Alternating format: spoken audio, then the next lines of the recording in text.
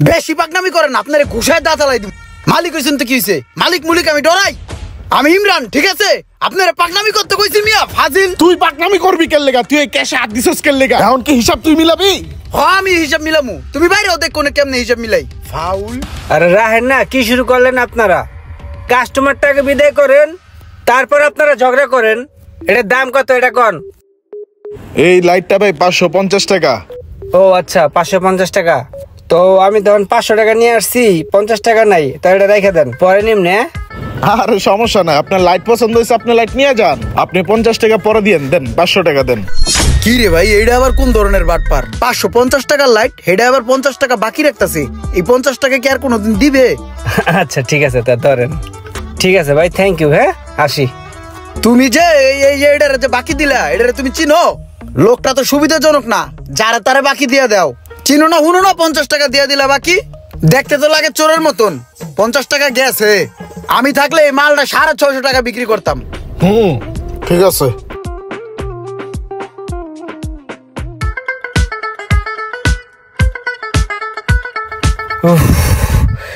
কি শান্তি রে ভাই। ভাই আসছিল বললো, ওই যে আপনার 50 টাকা ছিল না, ওইটা দেওয়ার জন্যই রাস্তায় যে যাম ভাই। লোন। আরে ভাই, এত কষ্ট করে এই 50 টাকা দিতে হইব? টাকাটা পরে এক সময় দিতে পারতেন না? না রে ভাই, ঋণ মুক্ত থাকা অনেক ভালো, এর জন্য ভাবলাম দিয়ে যাই। আচ্ছা যাই হোক, আজকে কষ্ট করে আইছেন, আর কিছু লাগে না লাগলে দেখেন না নিয়ে যান। আরে ভাই লাগে তো অনেক কিছুই, নতুন বাইক কিনছি বুঝেন না। ভালো সিকিউরিটির তালা আসেনি বুঝেন না, রাস্তাঘাটে যে হারে চোর বাইরে গেছে গা। থাক ভাই, আজকে টাকা নিয়ে আসি নাই, পরে এক সময় নেবানে। আপনি ভাই আমার পর ভাবতাছেন। আরে ভাই, টাকা পয়সা হলে ই করেন, আপনি আমার ভাই মনে করেন না?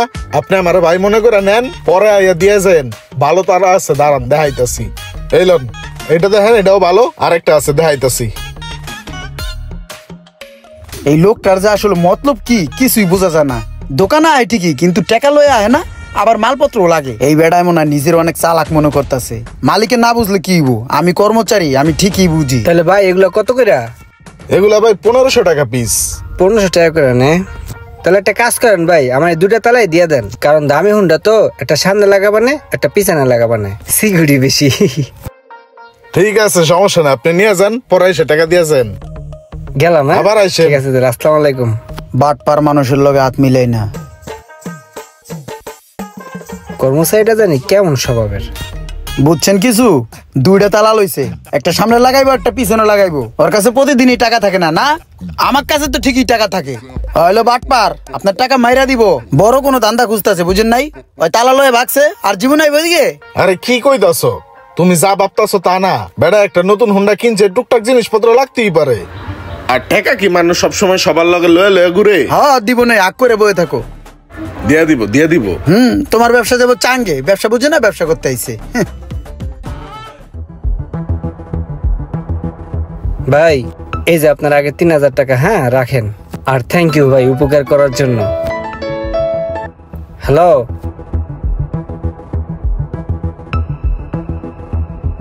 আচ্ছা ঠিক আছে, আমি দেখতেছি।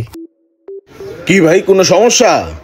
না সমস্যা না, ওই আমার হুমন্দি আছে তো, তা নতুন একটা বাইক কিনছে, তা কিছু মাল লাগতো তো, হ্যাঁ কইলো আর কি। আরে ভাই, আপনার সম্বন্ধে নতুন বাইক কিনছে, তার বাইকে মাল লাগবে, এত চিন্তা করার কি আছে? মাল নিয়ে যান না, কি কি লাগবে নতুন বাইকের লাগা সব আছে, লয়ে যান। আরে ভাই জিনিস তো লাগে, আমি তো আজকেও বেশি টাকা নিয়ে 2000 টাকা নিয়ে আসছি। না থাক, অন্য সময় নিব না। হ্যাঁ আরে ভাই, আপনি টাকা লয়ে টেনশন করতেছেন, আপনার কি কি লাগবে নেন তো ভাই, পুরো দোকান লয়ে যান, কোনো সমস্যা নাই, পরে টাকা দিয়েন। এই যে লোকটার আসল রূপ বাইরেছে, এতদিন ছোট ছোট লেনদেন করে খাতির করছে, আজকে কোপ দিয়া দিব। মালিক তো বুঝতাছে না, আমি চান্দুতে ঠিকই বুঝতাছি। ওই দুটা হেলমেট দেন আর দুটা তালা দিয়ে দেন।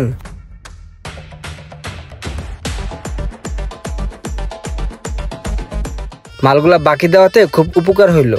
এই লন ভাই, তাহলে 2000 টাকা রাখেন, বাকিটা পরে দেওয়া যাবে না। হ্যাঁ, আমার নাম্বারটা রেখে দেন। কোন নাম্বারটা কোন?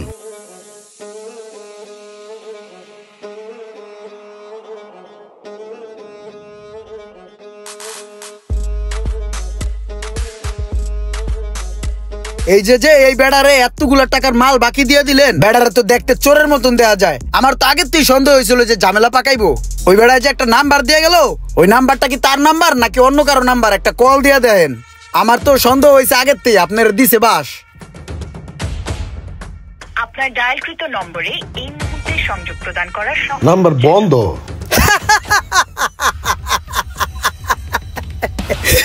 আগেই কইছিলাম যে ধরা খাবো মামু, ধরা খাইছো।